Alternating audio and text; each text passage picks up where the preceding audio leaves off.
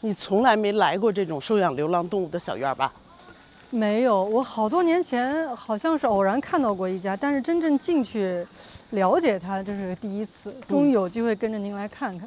你自己养过吗？猫啊狗啊的？我接触过宠物，自己没养过，所以我还真的不太清楚会什么情况。对。不过您是有备而来，给他们带了狗粮。因为我怕你跟他们互相害怕，所以你拿点零食一喂他们，就一会儿就亲近了。陈姐，哎，来啦来啦！来，快请进。哇，张悦老师好，张悦老师好。哎呦，你好你好。哎呦，你好你好。你别跑出去，你给我回来！你给我回来，不许跑！哎呦，不许跑不许跑啊！我这第一次看见这个狗狗是看见轮椅是吗？有轮椅的。对，他们一定都是。小小，快进来，小小。你好你好，乖，不许逃跑。小小，过来。回去了，乖了，走。哎呀，怎么那么清静啊，陈姐？狗在哪儿呢？都关起来了，干净的这，给它放出来。平时都撒着。啊。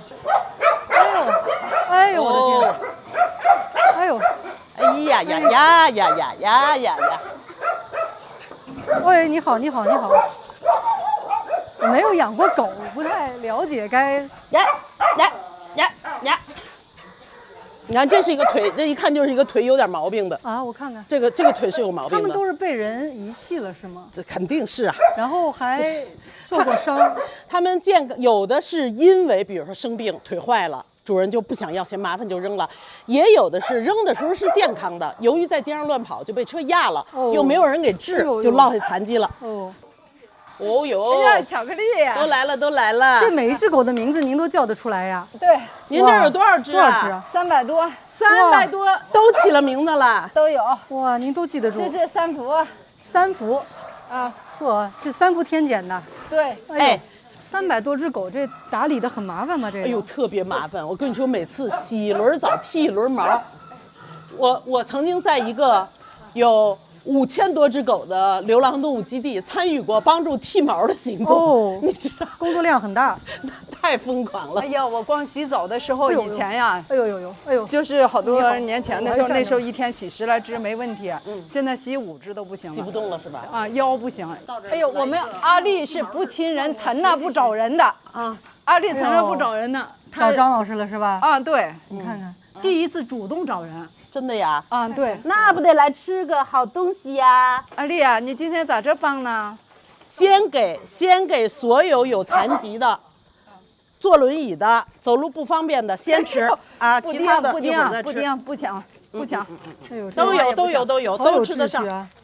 好了，哎，我就不敢喂这个。都有，你们的都有啊，都吃得上啊。你看他们就比较乖，也不来抢。我就喜欢那不来抢的，待会儿我喂你们啊。对，拿着，掰开，往它旁边放。哦，这样，那不打架呀？对，不打。我们家的狗都性格可好了，哎呦，不打架。哦，棒！来，这弄出来有点困难，您稍等啊。哎呦，稍等，这有点困难。你这直立了都啊？哎呦妈呀！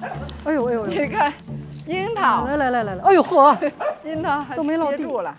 啊，点点在我后边呀，我知道你没吃着，不是你他，嘿，你没吃着，哎呦，看，就是，还有你，又没吃着，好，没有了，我不是害怕，我就是不知道怎么办好，他就是手足无措，对，我没见过一下见到这么多，他们都打过狂犬疫苗吗？都打了啊，他们这些都绝育吗？都绝育了啊！要是不绝育，就这么在一块儿啊，走都几千只了，都给你弄出1000只来得。哦，那是不行的，必须绝育。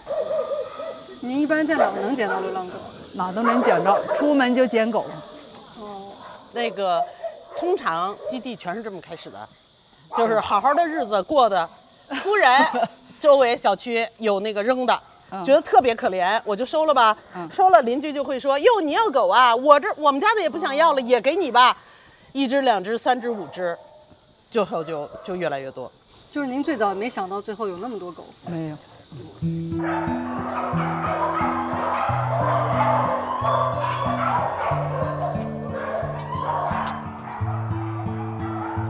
哎呦，哎，巧克力过来了，全都过来了，真宠了。没事，我来。哎呀呀，它行动不便，一打滑它站不起来。阿丽是很小的时候跟着妈妈流浪的时候，我们救助的。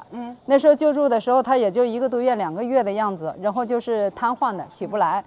当时以为受伤了，然后带去医院看，拍片呀、验血呀都没问题，后来就去做了核磁，就说是小脑先天发育不良，死又死不了，活又活得很痛苦。说，其实人家意思就是说安乐那种啊，我呢没舍得。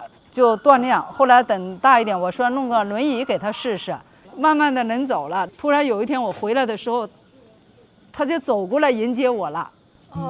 哎呀，当时那太激动了，真的，我当时眼泪都出来了，就根本就没想到他能站起来他就自己走起来了。从这以后，现在70%、80%的时间他能自己走。小小是吧？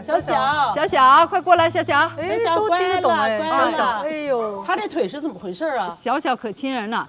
小小是在昌平一个地方流浪，当时就已经很烂掉了，都臭了。哎呀，他是车祸吧？然后他带到医院去呢，正好还要输血，可能是有点要败血症的那样子吧，就正好有一只叫小小的狗给他输了血。它也叫小小这样可乖可亲人了。你看是吧？哎，您是哪年生人呀？我是68年，他比我小3岁。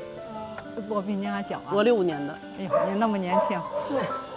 我跟你说，做动物救助特别熬人，都显老。他要是不干这个，他现在不定什么样呢，就是时髦漂亮、年轻，跟现在不是一个人儿。就是太累了。你一做动物，照顾动物，最后全变成那个苦老头、苦老太太的样。对，是吧？对，因为忙不过来，朋友都不认识你，说你咋成这样了？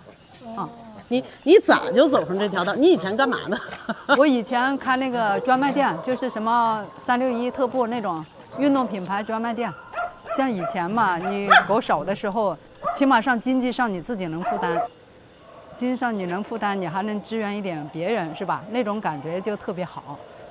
等到你需要别人帮助的时候，那个心里就特别难受，真的。现在你真的说着就要哭了。就是刚开始有人给我发红包的时候，我觉得我特别没面，我救助狗还要人家给钱但现在就得主动找人家求助了。你把你当年开店的那点钱已经全扔进去了吧？对。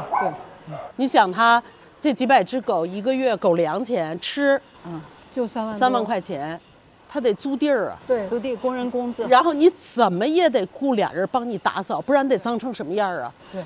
医疗怎么办？医疗是个最大的问题。医疗是最大问题，要有一只得了病，哎呦，特别可怕。主要捐款只能是很少一部分的，主要靠捐款，那这个基地就会惨不忍睹了。那不靠捐款怎么办呀？就你自己拿积蓄这么填？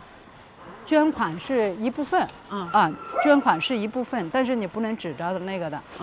我自己还会做点生意啊，我偶尔的会收一些寄养。这是谁又拉屎了？4月。我们就是不停的捡屎，弄这小院最辛苦的就是不断的扫屎，是因为他老在拉，你又控制不了这个时间。我刚才咱们俩去喂狗的时候，我就感觉就是这个工作是没有止境的，是没有止境的。而且如果你要去一个小院，发现这小院地下没有屎，那这儿真的是管理的太好了，然后太勤劳了，一般的是扫不过来的。是啊，这么多狗呢。这都是一点点跟我长大的。哎呦，你看我们4月有白内障了，您看看。我抱抱啊！有白内障，然后老。长得好看。就是您的目标就是说把这儿的狗都养老送终。对呀、对，养老送终。没所以有尽头。我跟您说、啊，一边送终养老，一边来新的。我跟您说啊，死都不敢死。对，就是死都不敢死。小熊，妈妈，来，宝宝们，快来，快来，快来！啊，永乐，快吃。咱们这儿这个声音啊特别的大，得给观众解释一下，咱们这旁边有300多条狗。这是流浪狗救助基地啊。对啊，我就说这工作我看着之繁难啊，就说一个要素，我说我有2个孩子，我已经受不了，有时候这个噪音，这个300多个毛孩子，天天，而且没有休息的时候。专门干流浪狗救助的这些人，自己出钱出力，搭进一生，24小时，从来没安静过，就不说别的挑战了。我觉得他们这个真的是特别伟大的奉献。实际上，他们是在为这个社会的某一个制度性的缺陷在兜底的。对呀，你知道人类最早的帮助动物的行为是什么吗？就是200多年前，动物保护其实是从英国兴起的。那时候全世界没有动物保护法，没有反虐待法，然后英国开始有人提出应该立法，不断的在议会上争取，也没有能力成。然后他们就一边在议会里争取，一边在民间自己成立民间的小组织。今天所有的全世界的这种动物保护的组织，全是他们开创的，我们都是学的他们。然后最早的动物保护的小组织干嘛呢？就是他们捐钱买2匹马，然后由志愿者轮班带着那个马，在有上坡的地方旁边站着，因为那个时候马是工作动物嘛，天天拉车，然后拉货。有很多马得不到好的照料，就是瘦骨嶙峋，吃不饱饭，然后浑身都是那个伤，还要拉着特别重的车和货要往坡上走，它走不动，它走不上去的时候就会被鞭打。所以你知道那些志愿者他们也管不了人类这种恶行，他就只能凑钱买一些马，大家轮流值班在那坡旁边站着。只要有这种拉不上去挨打的马，他们就赶紧过来说：“你把它卸下去，换上我这堆马，我们帮着拉上去。”其实就是从这个动作开始的。他们为什么有这样的意识要去保护动物呢？我觉得就是对生命的不忍。因为我从资料里面看到，历史上最早提出要给动物保护立法的人，跟历史上最早提出必须废除黑奴买卖的人是同一个人。哦，其实理念是一样的，不管是保护黑奴，是平等还是保护动物，是生命，是对生命的不忍。对，是有人做了坏事，但是我们怎么样文明的进程，不就是说你最后能够回归到一种平等的意识吗？能把造孽这事儿给补上吗？我老觉得是那个人性中的善和恶一直在这个地球上赛跑，因为确实同时都存在，而且同时都在动作，就赛跑吧。看谁能跑得快一点，跑得远一点，这个地球的方向就能好一点。你说那个真古道尔一辈子老太太前30多年都在非洲的丛林里边，这个跟黑猩猩生活在一起，后30多年她就义无反顾地离开了非洲丛林，离开了所有留恋她的猩猩。为什么？她也不定居了，她也不在家住着了，她就在全世界巡游演讲。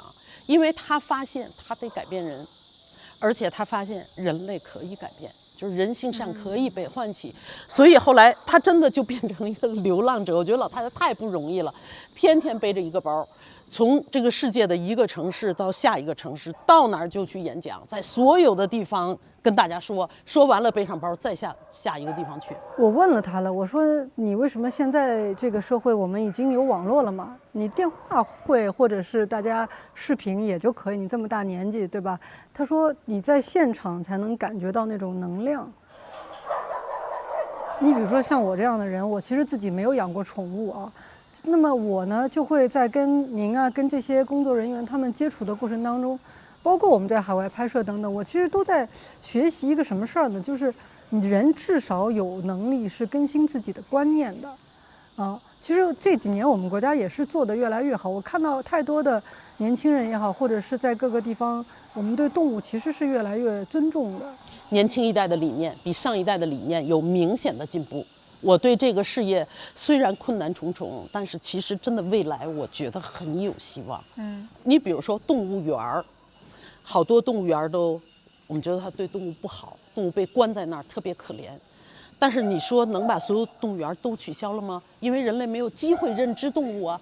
你要让它近距离的能认知，让小孩知道老虎什么样，狮子什么样，好像动物园也得有。那怎么样动物园能既给人传递知识，给人带来享受和快乐，但同时又能把动物保护好，符合它的生态规律？南京红山动物园，哦，我听说过。哇，那全国知名的模范动物园。他们的园长沈志军，好像我在网上看过，他被称为百兽之王。他自己的微信名就叫百兽之王，而且他自己其实是一个学习更新观念的过程。他以前不是研究动物的，他应该是研究植物的。哦，他那个动物园的理念特别好啊，所有的人，尤其是年轻人，可爱他们了。对，咱们可以什么时候一块聊聊啊？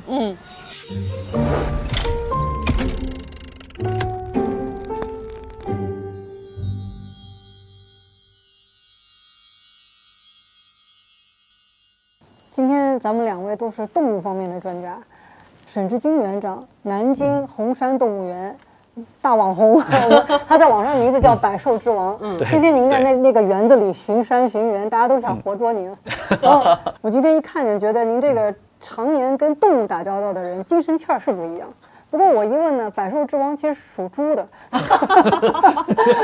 张老师今天也是特别，一听这个动物的话题，这是张老师特别爱的一个话题。他今天特别立刻穿来了，全是各种小猫、小熊的衣服，小熊、小猫、小兔子。对，你看我们这一桌子，哎，带着就是沈园长带着毛孩子们的模型来的。对。张老师呢，你们俩是在网上见过，我们俩第一次见面。张老师呢，除了这个著名的节目主持人以外，大家有个身份，他是在他基金。北京爱他宝盖他动物他北京爱他动物保护公益基金会，简称他基金。我们跟红山动物园有过不止一次的合作，我们还跑到红山动物园去直播过他们。您的工作主要是救助流浪的动物，推进动物保护的理念。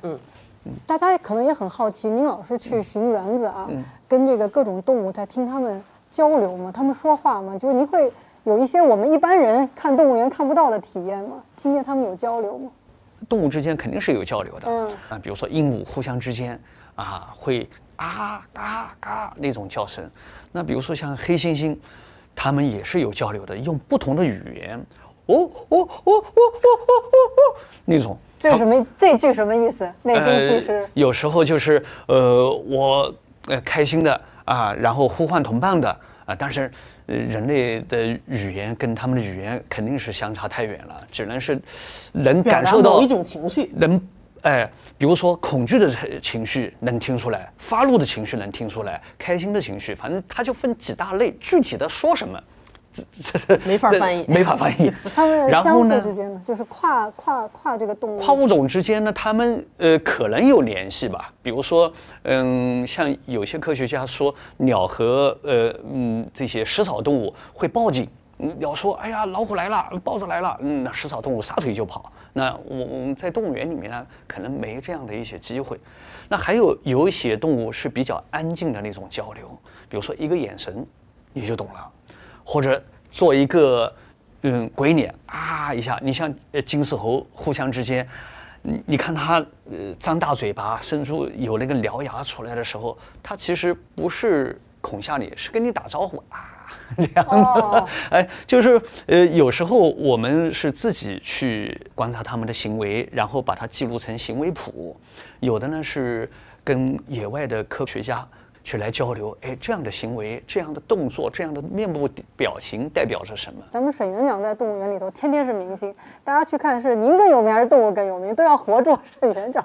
当然是动物更有名。因为动物园的主体其实是以各种各样的野生动物、濒危珍稀的野生动物，通过展示让公众去了解它背后或者它野外同伴生活的栖息地那样的一个生态环境。所以在动物园里面呢，我们现在更多的摒弃掉传统动物园那种就是铁笼子水泥地，仅仅去展示这个动物长什么样的展出模式，而是更多的向公众去传递一种就是生命的那种活泼、那种野性、那种自信。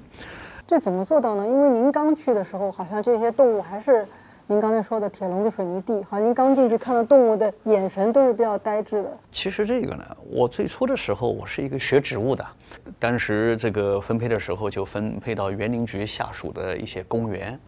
那后来08年的时候呢，一个偶然的机会呢，工作调到动物园来。其实刚到动物园的时候，心里面也很忐忑、很彷徨，就是不知道一个学植物的怎么去管理好一个动物园，因为动物的需求远远比植物要求的高得多，因为植物嘛，它有阳光、雨露，控制好温度、湿度就好了。而动物的话呢，它是需要更多的一些心理的需求。那最初的时候，其实我家孩子给我了一句话震动了我。那我调到动物园的时候，我家孩子10岁，08年的时候他10岁。小时候他很喜欢到动物园，经常缠着我说：“爸爸，我要去动物园玩。”后来我调到动物园之后，我很炫耀地告诉他：“哎，我到动物园去工作了，你今后可以天天去动物园去玩。”他抬头跟我说了一句话，他说：“我都10岁了，我还去动物园干嘛？”那这时候让我很震惊。我说，一个动物园对10岁的孩子都失去了一个吸引力，那这个是动物园出现了问题。但这到底问题出现在哪里，我不知道。所以那时候就天天在动物园里面去走去观察，然后再到我们国内一些优秀的动物园，像北京啊、上海这些动物园去学习，甚至后来到了10年的时候，我有幸跟着我们中国动物园协会去了欧洲动物园去参观、学习、考察。那后来带给我的一些信息让我很震惊。原来国外的动物园能够建成这样子，原来动物园的玩法还能这样子玩。比如说，您最震惊的是什么地方的见闻？就是我最初去的那个是法国的保尔动物园，在巴黎的郊区。他们那些动物的，它生活的环境完全是那种自然的生态的。他们有一个动物的展区，那个动物现在在地球上面已经极度濒危了，他就不展示那个动物。他在那个展区里面就完全呈现那个动物野外栖息地的模样，然后旁边是一个多媒体电视，告诉你这个动物在野外的生存，它的生活的栖息地现在正在遭受着什么样的一个危机和挑战。那这样的危机和挑战是因为人类的不当的生产活动造成的。就是说，我们看不见那个动物，只是知道它有，但它不展示。它不展示，而且现在的法律是越来越严，已经严格到就是一个动物保育机构是不允许直接从野外来获取个体，说把它捉到动物园里面来供游客观赏的，是不允许的。因为它跟自己的原来的生态环境分离了。对，就是我们要保护野生动物，不应该是从野外获取个体来保护野生动物，你应该是把动物园里面的个体能够延绵下去，让它的基因多样性，让它的族群能够延续下去。所以这时候在动物园里面就提到一个概念叫动物福利，最基本的就是从它的住所开始，它不仅仅要吃得好，要睡得好，夏天不热着，冬天不冻着，而且它还有心理因素。最初的时候，我跟我们的小伙伴在说，要身心健康，不仅仅说吃好了，营养全面了，身体健康，心理健康是很重要的。跟人一样吗？是的，所以我们后来就慢慢的去改造提升，把那些冰冷的铁笼子、水泥地拿掉，然后取而代之的是模拟它野外的生存环境，这样呢，这个动物在这样的这个环境中间，它才能有更多的天性行为的表达，比如说我觅食，我寻觅领地，甚至求偶、谈恋爱，甚至有繁殖的行为。你能说说吗？这个是求偶的吗？这个还有一个小红那当然两口子嘛，那两口子带着小红心嘛。对，这是我们动物园的叫白面三面猴。那在我们红山动物园里面呢，我们有一个小种群，有2组啊，都实现繁殖了。因为它们必须有种群在一起。对吧对对对对不是单个的，啊，那你在动物园里面，以前呢就是一个，比如说我们在这之前吧，所有的猴子基本上都是一对一间笼子，一对一间笼子，或者一人一间笼子而已。单身汉或者单身是拉郎汉配的那种。哎，拉郎配的那种，嗯，它就是很窘迫，在那样的环境里面，它被大家围绕着看，注视着看，没有躲藏，那他的心理健康就没有。他整天被大家关注的时候，就像我被大家关注的时候，我也很紧张。没经过训练的人，就像我人天天很紧张。被3大姨8大姑说你干什么时候结婚，什么时候生孩子，你也很烦这事儿。这有点类似吧，有点类似那种，就是后来我们知道，就是研究他的行为学之后，比如说在野外，他是需要有躲藏的地方的。他是需要自己有觅食，他不是你以为你给他过着衣来伸手、饭来张口的那个日子是对他好，其实不是。他是需要自己有寻觅、有探索的那个行为，有玩耍、有嬉戏的那个行为，有争斗、有互相，就是因为在大自然里面，它是需要把强势基因留下来的。它往往就太和谐了，它没有争斗的话，它有时候也不一定是有那种求偶行为。就大自然里面有很多的这样的一些行为，这就是他们在野外的生活史。我看见过那种被长期关押的动物哈，不管是动物园里边长期关着的，还是像养熊场的驱胆熊什么的，你即使把笼子门打开让它出来，它不出来，是它原地转圈我看过拿头撞笼子，对，就是相当于一男一女2个人被关在一个玻璃房子里，全世界围着他俩，天天白天黑夜的看着，然后说你俩发生关系吧，赶紧生孩子，那是不可能的。那个时间长了，那人就疯了。其实动物也一样，它一定要求一个自然的、正常的生存环境。红山动物园就是这点特别了不起，就是他们把动物给解放出来了，然后你不会再住在一个小笼子里被人围着看，有一个山头，有一片树林，都是你的，而且在那个树林里还有别的种的动物，你们不会打架，你们可以共生，所以就像在野外一样，所以那些动物就不生病，它身心健康，它也快乐，然后呢，就是人看见了这种景象，你要人心里也舒服。动物也需要有社交多巴胺。对，是的。它那这个猴子刚才就您说的，给它改善了它这个栖息地，然后它就找着配偶了，是吗？其实是我们最初的时候就是给它在一起培养感情，然后环境好了之后呢，他们会放松，就是紧张的话，它内分泌都容易失调的。紧张、恐惧、压抑。会导致它内分泌失调。当它放松下来的时候，它全部就是身体的各项机能都会正常，然后它才有心思去谈恋爱啊。包括我们还给它另外一个物种生活在这里面，比如说它在野外的话，它会遇到美洲绿鬣蜥啊，然后还会有其他的一些绒猴子，就是同类灵长类动物，它也会交朋友。当然，他们在野外也会有天敌，比如说美洲豹，或者蟒蛇，或者天上的猛禽，也会捕猎它们。当然了，在动物园里面不可能把食物链上下端的给搁在一块儿，最后就剩一个大猛兽了，对吧？所以在动物园里面呢，我们会根据它在野外栖息地，在同一个生态地里有分布的这些动物，而且呢，在不同的生态位。我们不能说你也喜欢吃水果，他也喜欢吃水果，那我投喂的时候他们会争抢，会发生打斗。那强势的会欺负弱势的，或者弱势的每天吃的很少，强势的每天吃的很多。那我们也会根据它生态位的不同，我们把它混养在一起，它们互相之间交朋友，甚至是什么呢？它吃剩下的，或者它吃掉下来的一些果实的残渣，其他的，比如说一些啮齿类的动物，刺豚鼠啊，也是南美洲的，或者黑分冠雉啊，也会去吃，放进去的。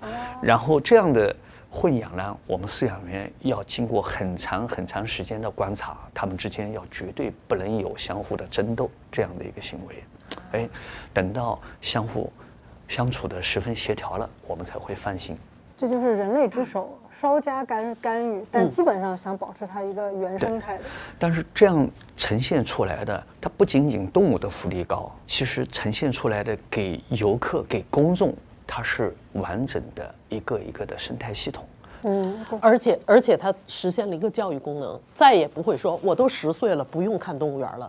现在你20岁、30岁，你到哪儿都能学到，而且这个学到是在很快乐的看着玩的过程中，你就学到了。是能学到。我那次去成都有一个大熊猫繁育中心嘛，进去不是有一个地方要分2条路，说像左边是小熊猫，像右边是大熊猫。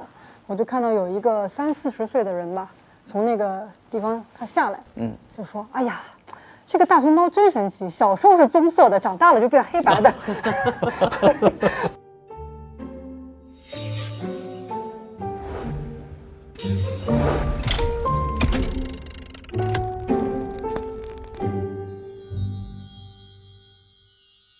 您是跟霍思燕他们聊了，就是捡到了一只比格犬的故事。对，就是他们2口子晚上开着车，天黑，然后就发现路边是不是好像有个小动物，霍思燕就不太放心，就把车停下了，说咱们回去看看，是好像有个小狗。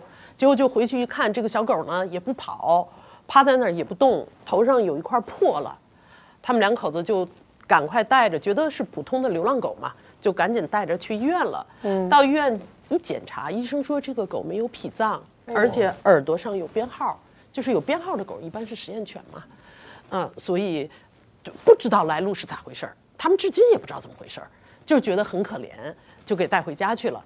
实验犬是极其温顺的，因为它从小它也没在外边跑过，它们就是被人摆不来摆不去，所以你怎么摆布？你知道别的动物，你要让它仰面朝天躺着，在医院里头是不干的。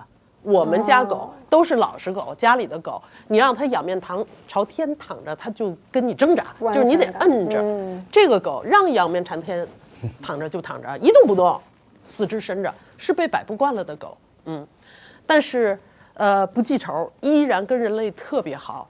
即使是我这个生人，我觉得就是10分钟之后就开始后腿儿直立这样伸着手朝你要求抱，要求抱。所以这个动物不记仇这一点是特别可爱。就是我们以前不知道，我们其实生活当中用的很多东西，其实是实验犬替我们先去试了一下。当然，其实实验犬不仅仅有狗，老鼠最多就小白鼠，猴子、兔子，其实都会当实验犬的。猴子，我看过一个照片，就是以前上月球的时候，最早不是都是让猴子先上去吗？你看他那个脸，有时候那个照片，你看他的脸，就是那眼神，真的有时候你会觉得跟人类其实很通的那种。他可能也知道自己要干嘛。那猴子很多后来就死了嘛，但是好像也有幸存的。他们比如说医药领域用的最多实验动物哈，然后那个生物，日化就是我们的化妆品、护肤品都做动物实验，还有很多食物，就是实验动物一直是被用着的。然后大家觉得很难过，可似乎也没有什么办法完全停止这件事情。基本上现在的原则是我们用3个词概括哈，实验动物就是尽量叫替代、减少、优化，这个是基本原则。替代是说能用别的替代它，就不用一个活体。比方说我小的时候上初中的时候，生物课分成小组，每个小组发一只活的青蛙，当场老师帮着你把那个青蛙活着拿一个钉子给钉到木板上，然后让小孩就开膛破肚，就认识心肝脾肺哈，非常可怕。但是我们那时候说实话，那时候没有这个意识啊，不觉得可怕。所有的小孩都等着上那个课，觉得太好玩了。但是这个事情是要被教育的。有很多孩子觉得这是童年阴影，他是害怕的。很多孩子是拒绝的。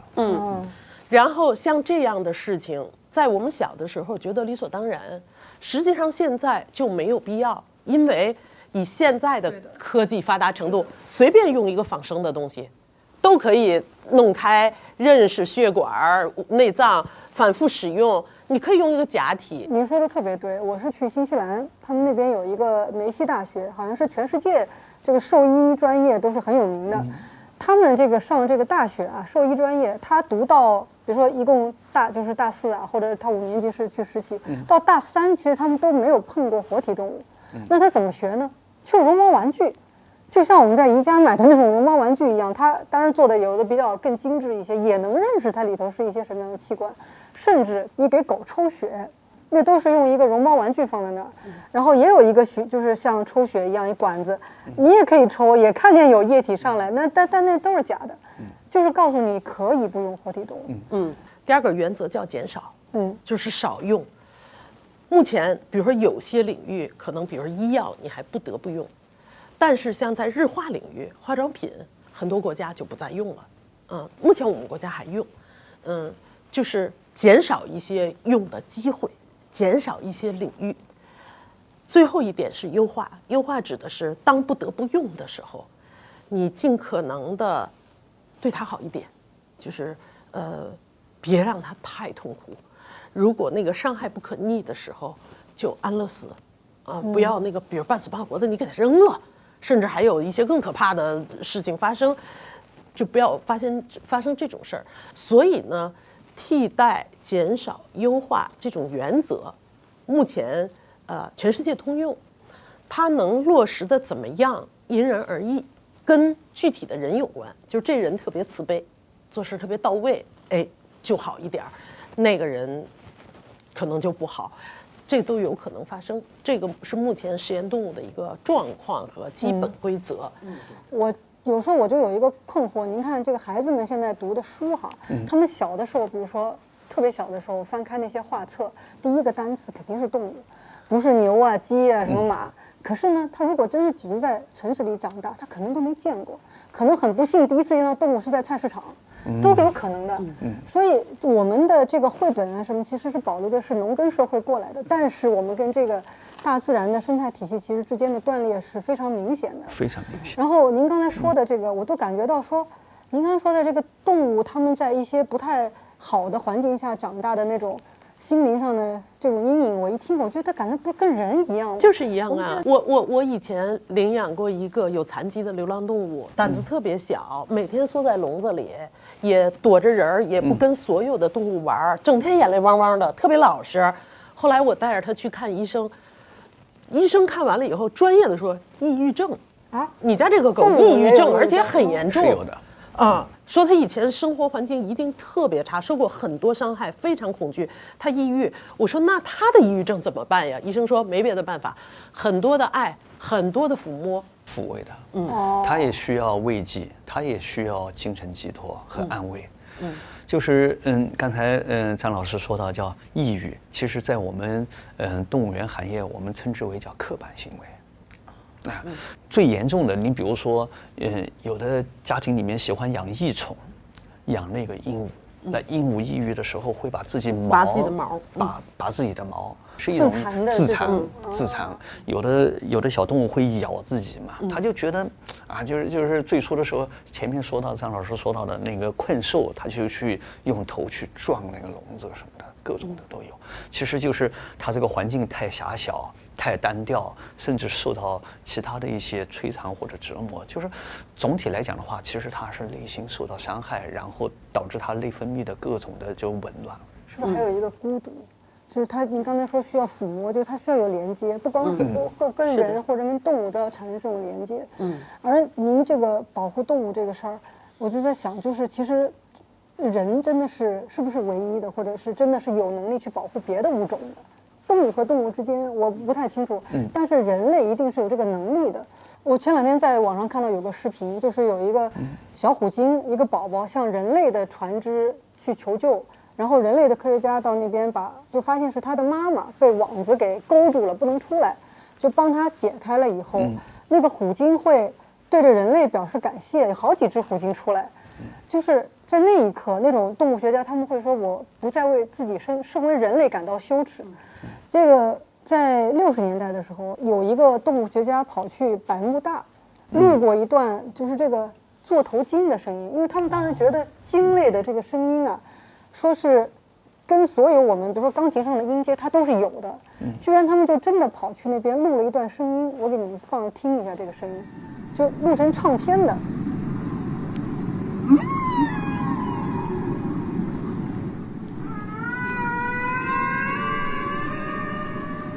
像小孩哭哎。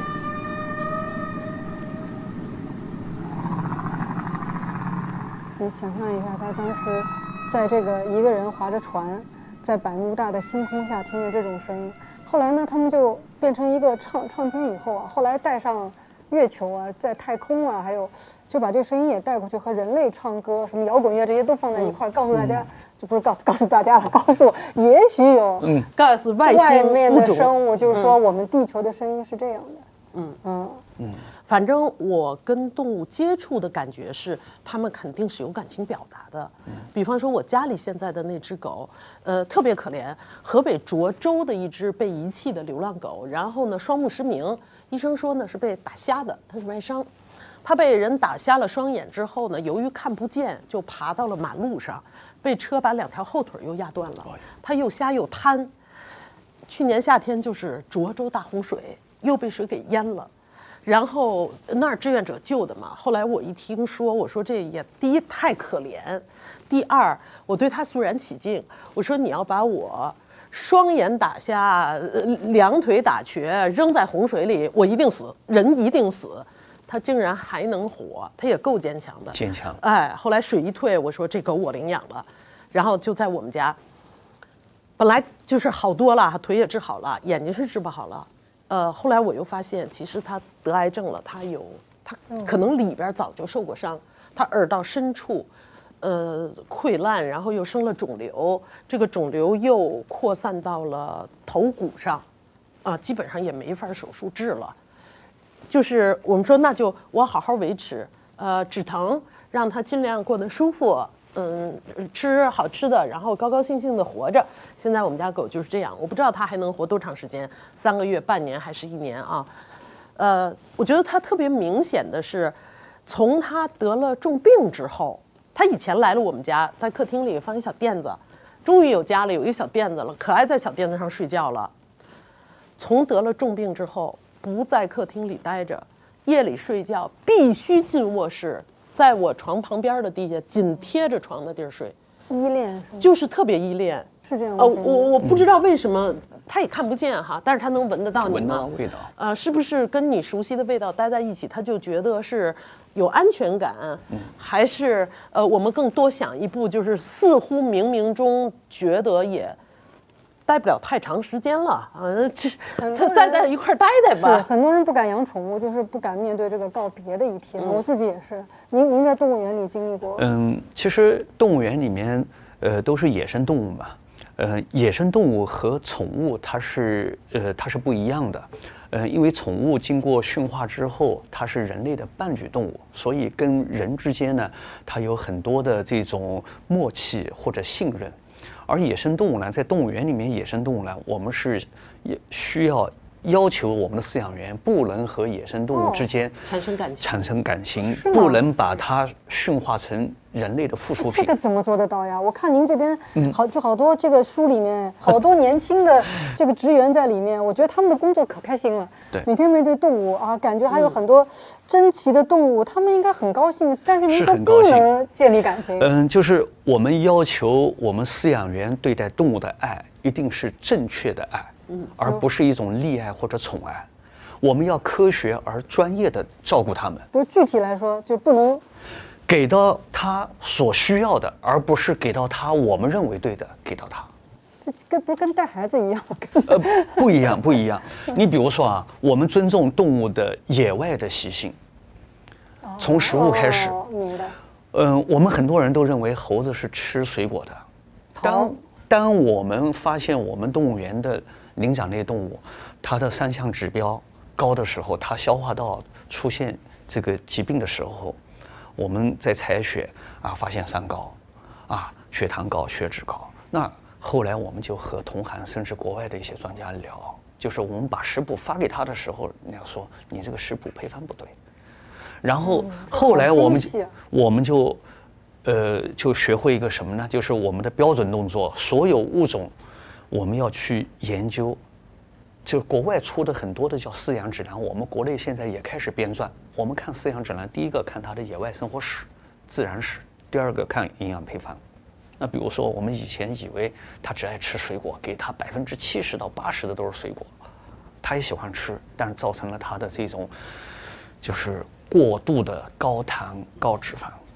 那后来我们才知道啊，他在野外，他一年四季只有1季才能吃到水果，水果1年熟1季嘛，他大量的吃那个植物的树叶、嫩芽、花之类的，然后只有1季吃那个水果，而且这个水果可能还没熟的时候，大家都来抢资源嘛，所以那个水果也是低糖的水果。所以我们现在慢慢的调，从70%、50%、30%，现在调到20%左右，这才是一个健康的。那包括我们对它的温度的控制、湿度的控制，包括情绪。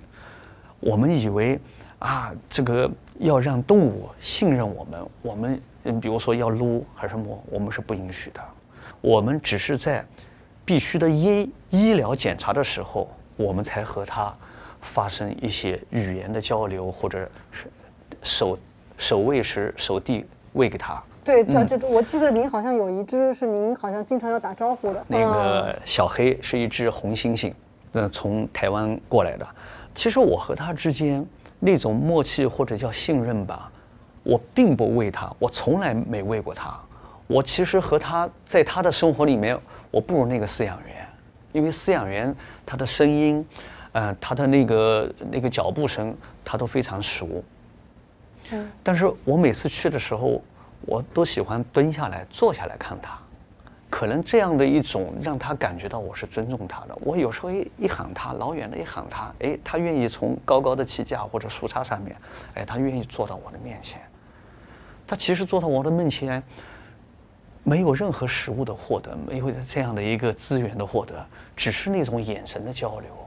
关于不要随便跟动物建立感情，不光适用于野生动物，也适用于流浪动物。比如说义军，我知道你会带着你们家小孩去喂小区的流浪猫，是他带着我，孩子带着你，而且还被流浪猫抓过哈。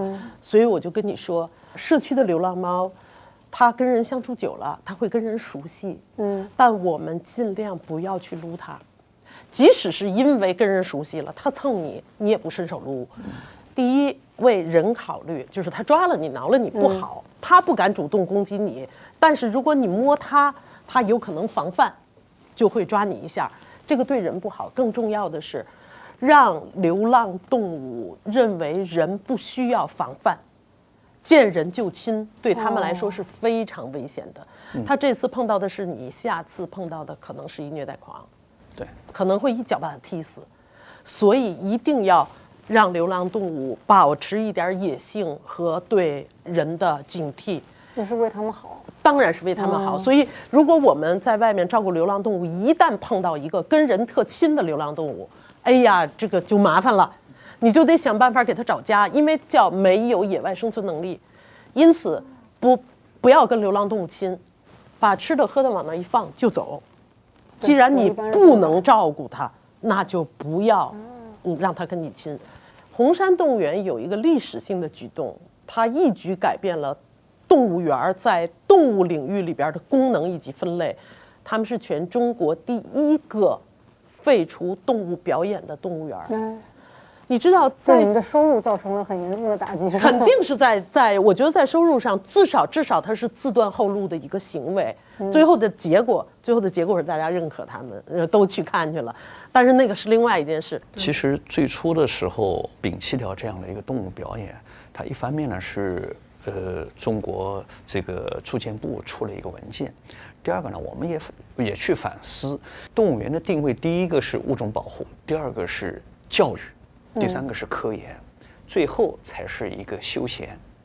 那前三个我们听上去应该是一个保护机构和教育机构。那我们当时就把自己定性为能够改变公众对传统动物园的一个刻板的认知。传统动物园在公众心目中间就是猎奇的、娱乐的，去看一场表演，去撸一下，去喂一下，甚至过去还有和熊啊、老虎照片合影的。那这些都是人类站在金字塔的顶端，我是万物的主宰，我俯视一切，所有的物种都是人类的附属品。这样的一个就是叫傲慢的人类的一种错误的一个认知，所以我们开始去摒弃动物的表演，要提高它们的福利。这件事情其实有一个特别大的观念上的改变，就是说，你到底是你的目的是要保护它，还是要利用它？对，这个非常重要，这个定位。在提高福利的同时呢，我们通过教育，让每个人去认知到，我们不仅仅要保护动物园里面的这些动物，还要保护它们野外的栖息地。好，当它野外的栖息地足够好、足够大的时候，我们动物园里面的动物能够反哺野外。哦，真的还能放出去？对啊，现在有很多的物种就在反哺野外嘛。那这个反哺野外的前提是什么？这个物种要有野性。你都把它养的最后没有野性了，没有野外生存能力了，那你怎么去反哺野外？包括国外，欧洲支持我们的那个普氏野马，啊，它有一定的野性之后，它也能在野外生存。就是在冬天，那个野马要自己会用蹄子刨开冰雪来吃冰雪底下的那些草，它们就在动物园里面要训练它这种野外生存能力。它每次喂食的时候都冻了一整块比桌面还大的这块冰放在草上面，然后让野马在圈养的情况下培养它们的这种野性。所以我们让饲养员除了建立健康的这种和谐的信任关系，就是我要给你做体检的时候不给他打麻药，在非麻醉状态下拿到他的血压、血样，甚至给他做 B 超等等的。那除了这个之外，是不允许你去摸它还是干嘛的？在我们动物的分类里边，其实还有一个分类叫表演动物，就是那种拍电影电视剧的马戏团钻火圈玩跷跷板的。马戏团在很多国家已经禁止了，是的，不让动物出来。表演动物是一件不人道的事情，是极端违背动物天性的。包括你把它关在一个小笼子里，让所有的人围着看，这些都是违背动物天性的。但是以往这么多年，动物园的动物在分类里边从来都是被分在表演动物里边的，跟马戏团和影视剧是一回事儿，一个分类。从他们废除了动物表演，你知道它的动物园就变成了一个不是表演场所，不是表演动物，是在自然环境里边享受生活的野生动物。它的理念就从利用这些动物去表演变成了保护它们，这是一个重大的历史性的改变。所以那个改造不仅仅说是搁这玻璃房子里，还是搁在小山头里，是一个观念上的，是一个观念的巨大的变化。动物园的定位都变了，所以其实这个是很了不起的。咱们就拿表演和野生，就是他们动物园的动物来说哈，你看表演动物里边钻火圈玩跷跷板，所以它可以做那些表演是为什么？打出来的那些全是被虐待的，所以现在全世界大部分国家都已经停止了马戏表演，不允许有了。我们国家其实也在减少，但依然有啊。从大家不再接受马戏表演，你看到了就是变化，人对这种事儿的态度。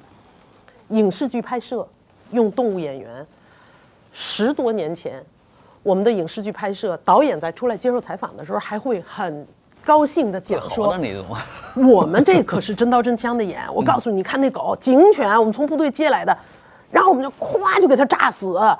我们这好像被您批评那个马，那马我们真烧啊，我们真给烧死啊。大家是觉得拍电影艺术追求有追求，特别真实，当时当好事儿说。在今天，你可以这样吗？绝对不可以。所有的人都有这个理念了，当年他不知道。现在，一个电影如果用了动物，你没有人确认说在拍摄的过程中动物没有受到伤害，您这电影都别去评奖。是，这个就是这些年里边人的态度的变化。在动物园，我们以前看惯了挖一个破池子把动物给关起来，然后动物就朝人作揖，人就站在那上头给它扔东西，就是你已经习惯这样了，它就是用来取悦你的一个物件。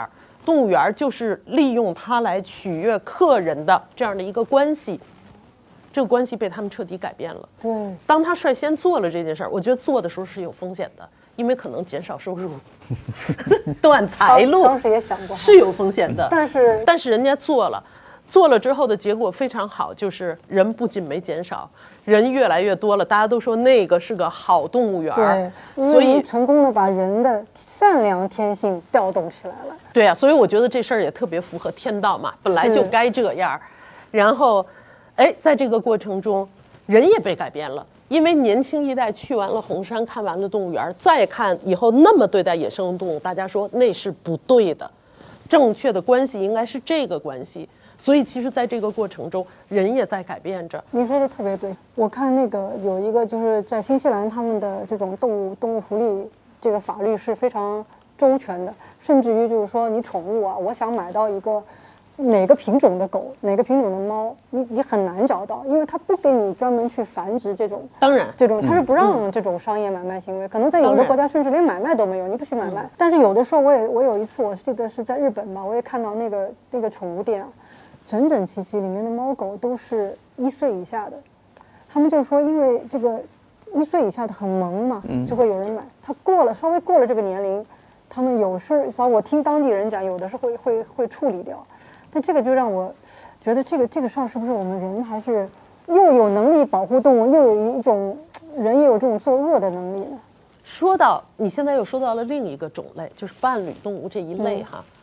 伴侣动物现在就是养猫养狗挺时髦的，人特别多，流浪的也越来越多。然后流浪之后呢，又造成了特别多的人际冲突，就有人说啊，要善待它们，要喂小区的流浪动物。另一些人就说都该打死啊！凭什么有那么多流浪动物？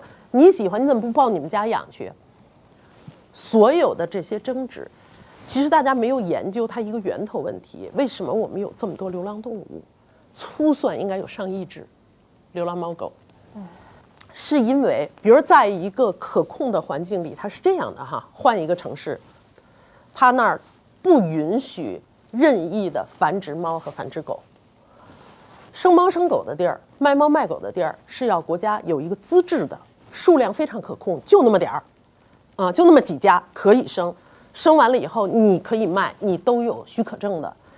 你卖的时候，如果有人来买动物，对这个人要有一个基本的调查的，这人有没有犯罪前科啊，生活有稳定不稳定啊，有没有遗弃伤害生命的问题啊等等，就是这个人基本可靠。可以让他买这个动物，这个动物一定是打好免疫针，做好绝育，然后那个身体里面注射一个芯片，很小，动物不疼。这个芯片里边留下的是买动物的这个人主人的所有的信息，你就可以带回家养去了。如果有一天这个动物在外边流浪，警察直接一扫描它的身体，就可以扫描出饲主的信息，然后就可以联系到你。跑丢了的你就拿回家。如果发现老跑丢，而且你从不报警找，那你涉嫌遗弃，那是有法律后果的。对该罚款罚款，该判刑判刑。即使是他跑到外边找不着主人了，因为他打过针，他也不会随便繁殖，他也不会随便生病。所以在这样的环境里边，它的动物是从源头有一系列管理的，就是源头没控制好就会泛滥，数量可控，你知道你这个城市大概能有多少只动物。然后呢，因为基本上都打过针，不会有狂犬病，因为按概率来说哈，一个区域动物75%左右打过狂犬疫苗，这个地方的狂犬病就消失了，不会得。即使是狗咬了人，你自己冲突就完了，你不用跑到那儿去打人用狂犬疫苗，因为没有狂犬病这种病，所以人不需要打针，那减少了很大的开支啊。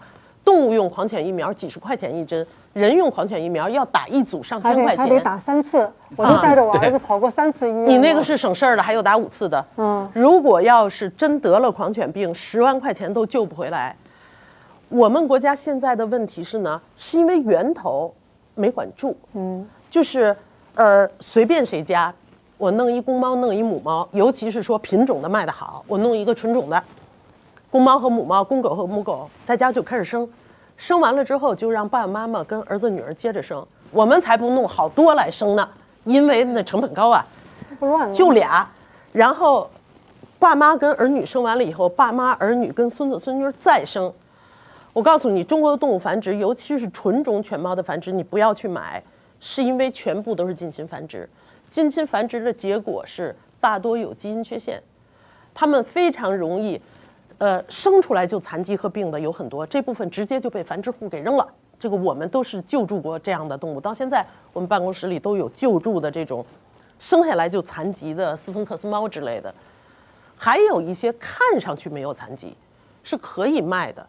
然后你养活的不定是几个月还是几岁的时候，它就开始生些莫名其妙的病，什么膝盖不好吧，关节不好吧，然后那个病怎么治都治不好，是基因问题。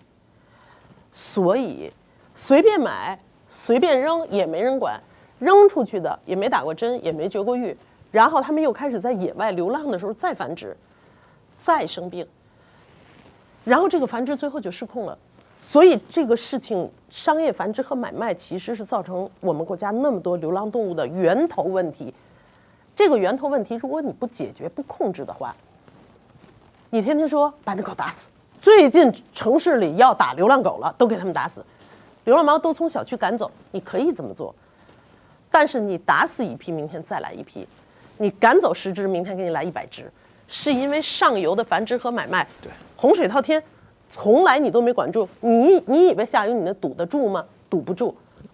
我们平常重担就落在了，像张老师有一个主要工作就在他基金嘛，救助，但是最后其实的压力救助是杯水车薪，是不解决问题。我们一直在呼吁大家用领养代替购买，哈，我们领养流浪动物。但如果它源源不断的给你生产出来往下扔，你能领养多少？你能领养10万只，你了不起吧？它分分钟给你产出1亿只，那些动物完全不必生出来，它们是被强行生到这个世界上，然后来受苦，然后再来干扰我们的生活。为什么？其实全世界好多城市现在连那个有限的繁殖和买卖都停了，比如说纽约现在繁殖和买卖根本不允许，很多城市直接就领养，就是消化现有库存，什么时候啊？对，什么时候需要，什么时候在有限繁殖。这个源头控制其实是跟动物相关的一个非常科学的社会管理。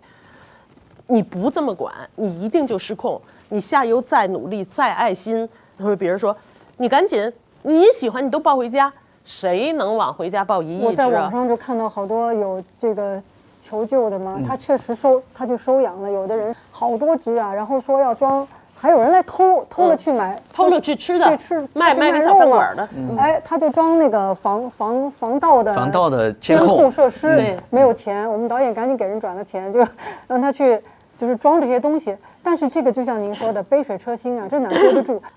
大家有好多对于这个问题的那个错误的认识，包括你喜欢你拿回家养，没有人能养得过来。因此，其实我们要做的是，必须由国家立规矩，管那个上游的商业繁殖和买卖。随便这么生，满商场、满集市摆个摊儿就开始卖动物，这是不允许的。因此，我们老说动物保护，动物保护，保护什么？以为就是说动物保护就是对动物好，然后就对人不好，所以就有人说，人还管不过来，那你管动物？这个概念是错的，对，是动物保护其实是一个科学管理的问题。它科学管理一定对人好。你比如伴侣动物，你控制住了数量和它的这种安全，那其实人的社会生活是不被打扰的，是有序的。我有一个好奇啊，您天天跟动物打交道，这么多体验，有没有改变您对人的看法？像我们那个动物园里面有一个大家庭的金丝猴，一个爸爸。还有4个妈妈，4个夫人，然后一群孩子，互相之间有矛盾的时候，爸爸出来协调。这个爸爸呢，有时候还去抢小宝宝的食物。然后呢，就是他们像这种大的猴群，它是有规则的。你每一个个体在这个群体里面是有等级的，然后妈妈就会出来协调，那个小猴子也会。打爸爸说：“你把我的东西都抢走了，你做爸做爹的没爹样。”然后就要撕咬爸爸，然后妈妈就会出来调停。你注意，这是我们这一群体的老大，是你的爹，你要尊重他。他拿走你的食物是正常的。当然，那个做爹的，我们那群金丝猴的猴王叫重阳嘛，有那个游客围观的时候，大声喧哗的时候，或者拍玻璃的时候，重阳会过来去教训人类。哦，怎么会教冲过来，就从老远的酷跑一样冲过来，冲击玻璃，让人吓得往后退。这就是他保护他的家族，保护他的妻儿老小的一面。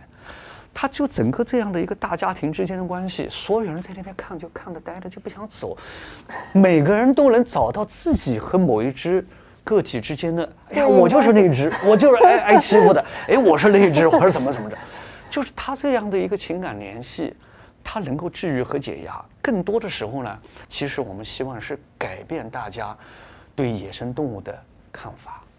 你比如说像我们动物园，我们就用现在最先进的3D 打印技术，给断了喙的那个丹顶鹤去用3D 技术给它打印一个嘴巴。哦，啊，包括掉了牙的那个猴子或者袋鼠，用3D 技术给它打一颗牙。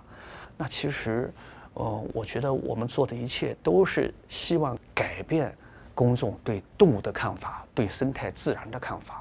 我觉得真是所有的改变，首先改变的就是观念的改变。对，我都看过一个，就是在有的国家动物福利法的有一个定义，就关于动物的定义都会有过一个理念的扩展，就是所有能感知到疼痛的动物被称为动物，因为这就把昆虫也放进去了。这个我一听这个观念，我觉得哦，疼痛，感知到疼痛，我们人不是也一样吗？就是说它是一个同理心，就是从同理心出发，我们怎么去改变自己的观念？我记得那个当时中国的熊猫极度濒危的时候，就是那个上个世纪80年代竹子开花，有很多的熊猫就是因为竹子开花食源不足，包括栖息地的这个碎片化，熊猫去世了。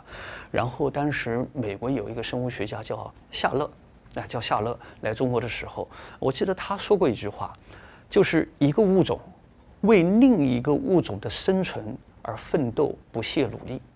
这是人类历史上最重要的一件事情，它超过了人类所有的技术的总和。哇，这句话我觉得就是，我觉得人类最初的时候是善良的，但是它不断的在发展的过程中间，它可能欲望太强了。当我们欲望过多的时候，攫取或者索取太多的时候，我们有没有想到大自然的另一端？它能够承受得起吗？而且我们也是大自然中的一分子而已啊！他们的环境也是我们的环境。对啊，所以我们人类不能高高在上去俯视一切，认为所有的都是我的资源，而是应该俯下身来，平等的去看我在向你索取的时候，我怎么去反哺你。所以动物园在这个年代，它承担起了这样的一个传播，甚至是引导我们人类用这样的一个平等的、尊重的、敬畏的这样的一个思维，去来看待大自然，看待生命。说到人类跟动物的关系哈，其实在各个领域怎么对待动物哈，我觉得就是一个人类走向文明的过程，就是一个不断的在平衡关系的过程。而且在这个平衡的过程中，我觉得人类的那个一直在把朋友的范围给扩大。刚才你说，只要是有疼痛的，它有国家立法，只要是有疼痛的就要保护。比如最早可能我们什么都不保护，人还吃人呢，后来人就不吃人了，改成吃动物了。后来就说吃普通动物，不吃珍稀动物了。后来就是普通动物，我们也说哈，猫和狗是普通动物，但是它是人类伴侣动物，它是有感情的，咱也不吃了。后来你就把保护范围不断的扩大，就说它能感到疼痛，咱们就保护它一下。其实这个范围不断扩大，就是你的朋友越来越多的过程，就是人类走向文明的一个过程啊。是的。至于说到依然得吃，依然有实验，我想打一个比方，就是我的一个记者朋友曾经说到哈，他说小的时候家里农村的，一临过春节就得宰鸡宰鸭嘛，做菜。他说每次做的时候，他爹妈就一边宰一边叨唠，就跟那个鸡鸭说：“对不起啦，对不起啦，你又做了我们家的一盘菜啦。”啊，这个朋友说他从小就觉得他爸妈特别可笑，非常伪善，杀也杀了，吃也吃了，你跟人家叨唠这个干嘛使啊？后来他说长大了之后我才明白。这个非常重要。他说我爸妈的叨唠非常重要，这叫不忍之心，这是人类的底线。当你怀着这么一个不忍之心的时候，你不会无端作孽，对，你不会善良无端虐待，所以这是人类的底线。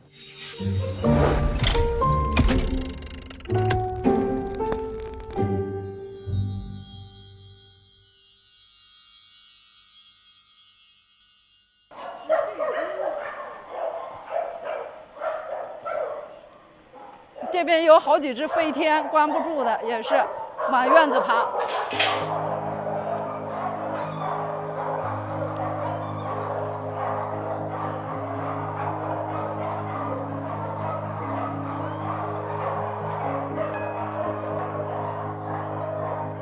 主食是怎么喂？主食就是喂狗粮，吃饱了为止。哦，你看他们，就这么看着你。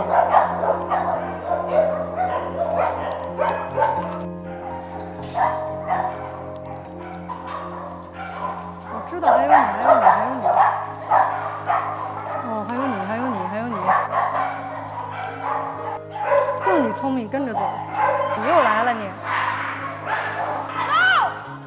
干嘛？哎呦，干嘛呀？干嘛？你转得高，哎。全是你们的啊！哎呦，来，过来，过来，过来，过来，过来，放松时间。全都来了，乖，哎呦乖，呦呦呦呦乖，乖，乖，乖。为什么这儿的狗它不咬人呢？它也不……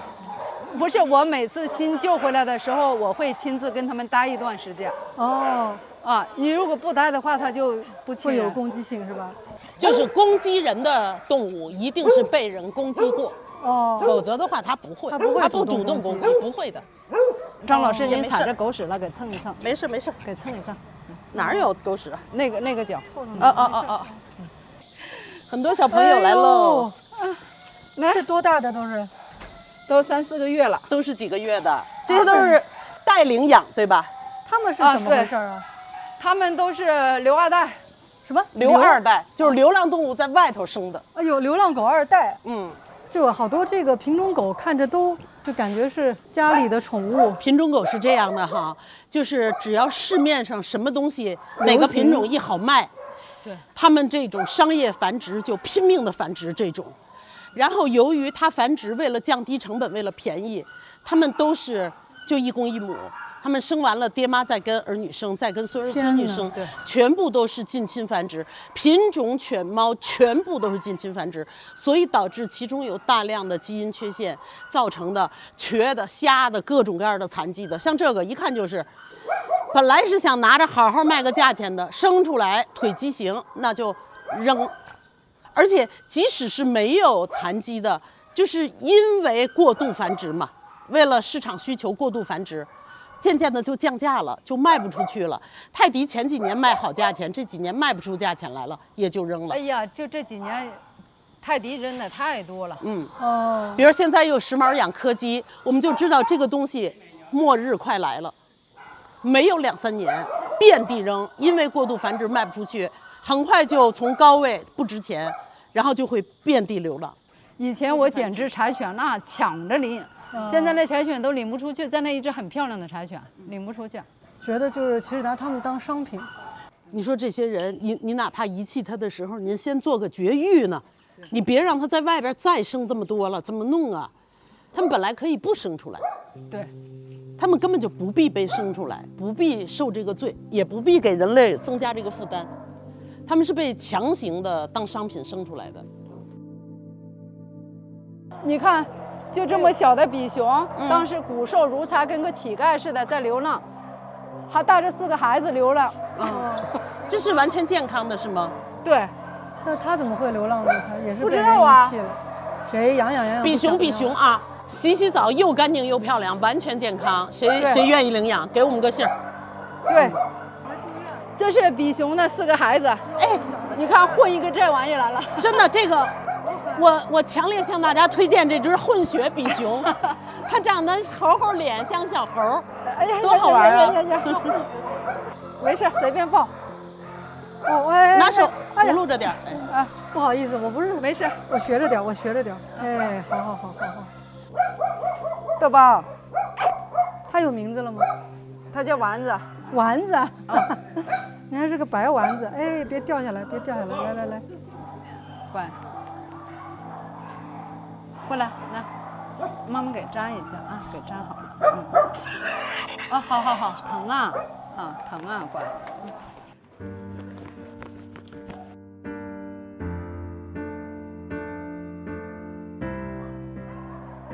布丁挺好的，布丁啊，比较害羞是吧？有一天突然就是躺地上不能动了，就只有2个眼珠子动，别的地方都动不了。后来查，他这个地方那个漏气有一个洞。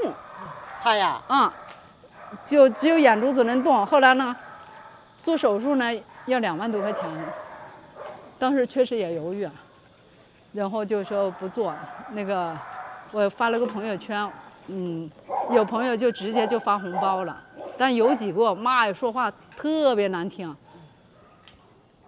花那么多钱给只狗看病，人病了还不一定能治呢。哎呀，当时也挺难受的。但是他们就是不理解，他这个每天在我脚跟前这么转悠，每天在身边转悠的话，他又不是说活得特别痛苦的，他这一做手术他能活的。后来花了3万块钱治好了。全是欠的账，1个月还5000，1个月还5000，还了半年。您要是不干这个，这些钱都够自己好好享受。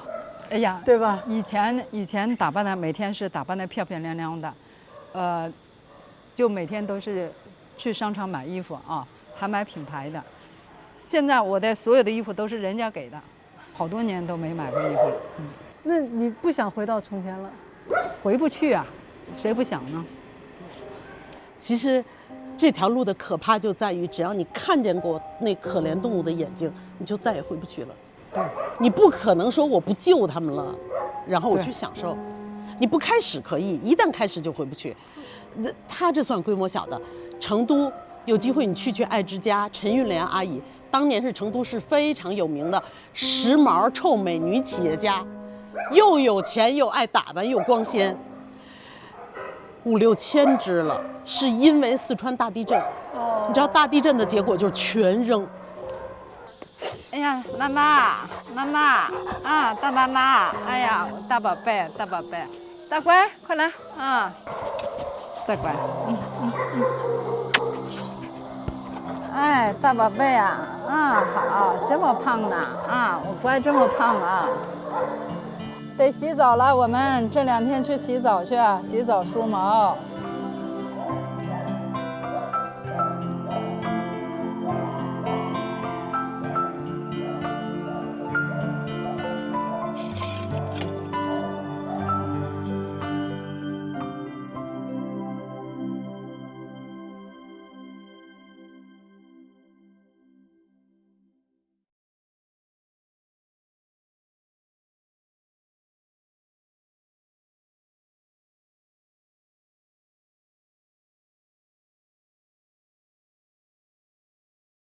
的这个判决书里头有这样的一段话：近年来因犬只饲养引发的矛盾纠纷呈增长态势，人与犬的冲突折射出了人与人的矛盾。面对矛盾纠纷，需要用理性的方式表达意见，通过法治的途径解决问题，绝不能采用触及法律红线的极端方式。每一名犬只的饲养人都有文明养犬的义务和责任，但个别群众的不文明养犬行为，并非投毒者、虐待动物者实施极端行为的理由。和谐、法治、友善是社会主义核心价值观的重要内容。社会安定、社会和谐包含人与人、人与动物、人与环境多个维度的和谐共生，需要每个社会成员的共同参与、遵纪守法和理解互助。综上，依照中华人民共和国第114条等法条，判决如下：被告人张某华犯投放危险物质罪，判处有期徒刑4年。